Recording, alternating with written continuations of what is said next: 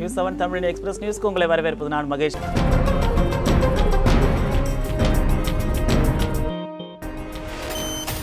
உள்ளாட்சி தேர்தலை சந்திக்க முதலமைச்சர் எடப்பாடி பழனிசாமி தலைமையிலான அணி பயப்படவில்லை என்றும் எந்த நேரமும் தேர்தலை நடத்த தமிழக அரசு தயாராக இருப்பதாகவும் தமிழக நிதியமைச்சர் ஜெயக்குமார் கூறியுள்ளார். சென்னை பட்டினப்பாக்கத்தில் தமிழ்நாடு மீன் வளர்ச்சிக் கழகத்தின் ஏற்பாட்டில் ஆன்லைன் மூலம் மீன் விற்பனையை நிதியமைச்சர் ஜெயக்குமார் தொடங்கி வைத்தார். பின்னர் செய்தியாளர்களிடம் பேசிய அவர், உள்ளாட்சி தேர்தலை எந்த நேரமும் எதிர்கொள்ள அதிமுக அம்மா அணி தயாராக இருப்பதாக கூறினார். தேர்தலை சந்திப்பதற்கு எப்போதுமே தயாராக இருக்கின்ற இயக்கம் அனைத்து இந்திய அண்ணா திராவிட முன்னேற்ற கழகம். தேர்தலை கண்டு பயப்படுவர்கள் இல்லை, தேர்தலை கண்டு ஓடுவர்கள் இல்லை.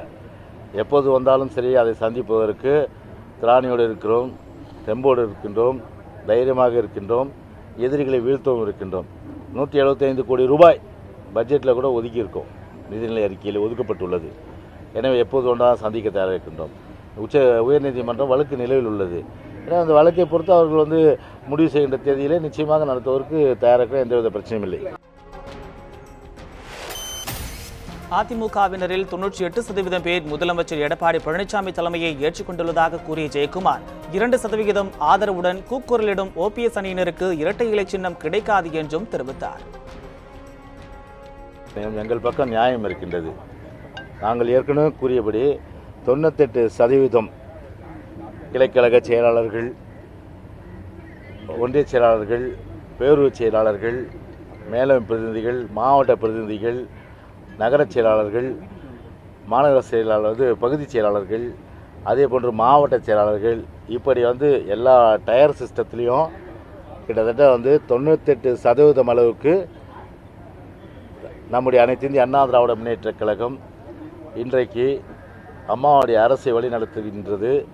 மாண்புமிகு முதலமைச்சர் எடப்பாடி பழனிசாமி அவர் தலைமையிலே இன்றைக்கு சிறப்பான முறையில் இன்றைக்கு அரசை வழி நடத்தி கொண்டிருக்கின்றோம். எனவே 2% பேர் அவர்கள் கூக்குரலிடுவது என்பது நிச்சயமாக நியாயம் எங்கள் பக்கம் இருக்கும்போது, பெருவாரியான அதாவது 98% எங்கே இருக்கும்போது எங்களுக்குத்தான் இரட்டையிலை நிச்சயமாக கிடைக்கும். தேச துரோக வழக்கில் கைது செய்யப்பட்ட வைகோ 52 நாள் சிறைவாசத்திற்கு பிறகு இன்று சென்னை புழல் சிறையிலிருந்து ஜாமீனில் விடுதலையானார். சிறைவாசலில் அவருக்கு மதிமுக தொண்டர்கள் மற்றும் நிர்வாகிகள் ஏராளமானோர் திரண்டு வந்து உற்சாக வரவேற்பு கொடுத்தனர்.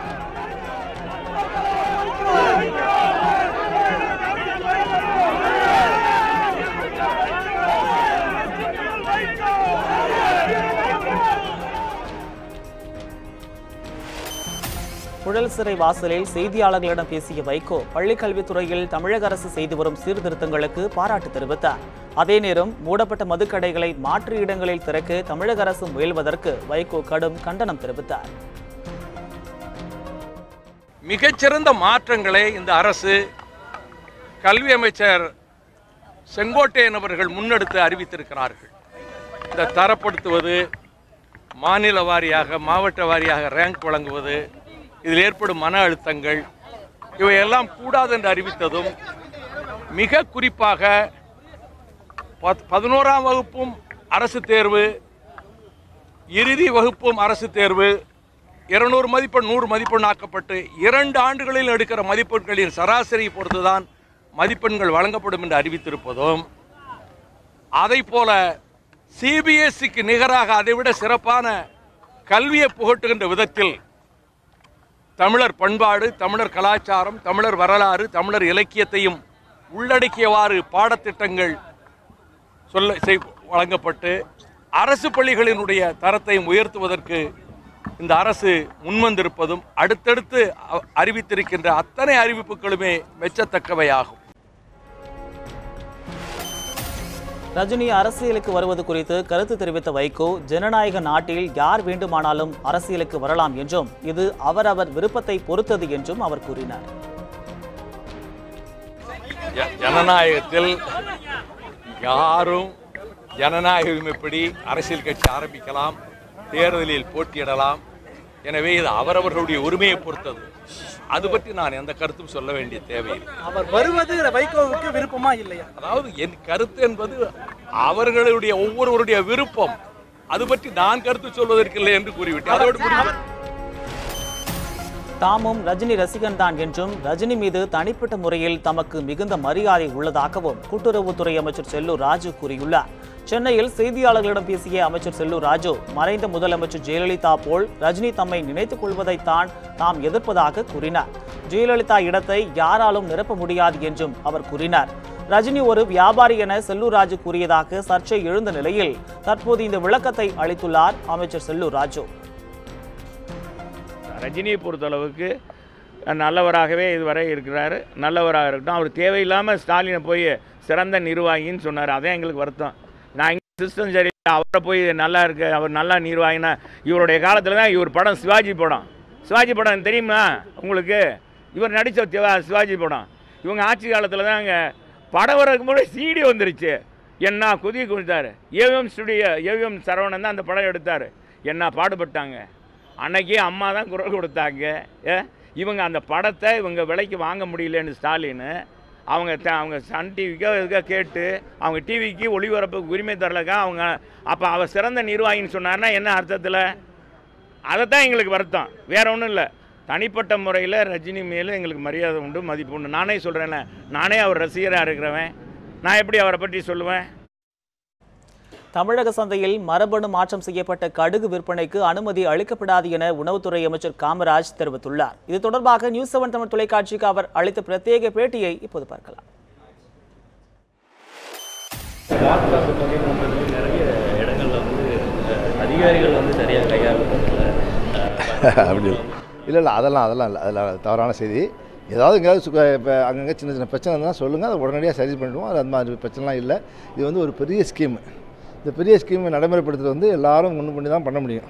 அதிகாரிகள், அலுவலர்கள், பொதுமக்கள் எல்லாம் ஒன்று சேர்ந்து ஒரு நடவடிக்கை மூலம் தான், கூட்டு நடவடிக்கை மூலம் தான் பண்ண முடியும். சிறப்பாக போயிட்டுருக்கு. அது வந்து சிரமம் பிரச்சனை கிடையாது.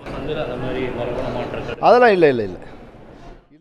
தமிழக முதலமைச்சர் எடப்பாடி பழனிசாமியை பெரம்பலூர் சட்டமன்ற உறுப்பினரான அதிமுகவின் தமிழ்ச்செல்வன் இன்று நேரில் சந்தித்தார். பெரம்பலூரில் அரசு மருத்துவக் கல்லூரி அமைப்பது, சட்டமன்ற தொகுதி சார்ந்த நலத்திட்டங்கள், வளர்ச்சிப் பணிகளுக்கு நிதி பெறுவது ஆகியவை குறித்து முதலமைச்சரிடம் எம்எல்ஏ தமிழ்ச்செல்வன் கோரிக்கை விடுத்ததாக கூறப்படுகிறது.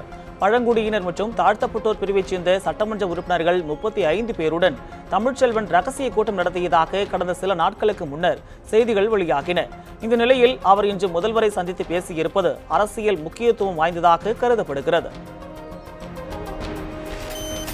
தமிழகம் மற்றும் புதுச்சேரியில் அடுத்த 24 மணி நேரத்தில் ஓரிரு இடங்களில் சூறைக்காற்றுடன் மழை பெய்ய வாய்ப்புள்ளதாக சென்னை வானிலை ஆய்வு மையம் தெரிவித்துள்ளது. தமிழகம் மற்றும் புதுச்சேரியில் அடுத்த 24 மணி நேரத்தில் வெப்பச்சலனம் காரணமாக மழையோ அல்லது இடியுடன் கூடிய மழையோ பெய்ய வாய்ப்புள்ளதாக தெரிவிக்கப்பட்டுள்ளது. மேலும் சில இடங்களில் சூறைக்காற்றுடன் மழை பெய்யும் என்றும் சென்னை வானிலை ஆய்வு மையம் கூறியுள்ளது. சென்னையை பொறுத்தவரை வானம் மேகமூட்டத்துடன் காணப்படும் என்றும் வானிலை மையம் கூறியுள்ளது. கடந்த 24 மணி நேரத்தில் அதிகபட்சமாக ஸ்ரீவில்லிபுத்தூரில் 5 சென்டிமீட்டர் மழை பெய்துள்ளதாகவும் தெரிவிக்கப்பட்டுள்ளது. ரஜினி நடிக்கும் 164வது திரைப்படத்திற்கு காலா என பெயர் வைக்கப்பட்டுள்ளது. இயக்குனர் ரஞ்சித் இயக்கத்தில் ரஜினி நடித்த கபாலி திரைப்படம் பெரும் வெற்றியை பெற்றது. இதனையடுத்து ரஞ்சித் இயக்க இருக்கும் அடுத்த படத்தில் ரஜினி நடிக்க உள்ளதாக அறிவிப்பு வெளியானது. இந்த படத்தை நடிகர் தனுஷ் தயாரிக்க உள்ளதாகவும் அறிவிக்கப்பட்டுள்ளது. அதனைத் தொடர்ந்து ரஜினியின் 164வது படமான இந்த படத்திற்கு காலா என்று பெயர் வைக்கப்பட்டுள்ளது. இந்த படத்தின் ஃபர்ஸ்ட் லுக் போஸ்டரும் இன்று வெளியிடப்பட்டுள்ளது. இந்த படத்தின் படப்பிடிப்பு வரும் 28ஆம் தேதி முதல் தொடங்கப்படும் என அறிவிக்கப்பட்டுள்ளது.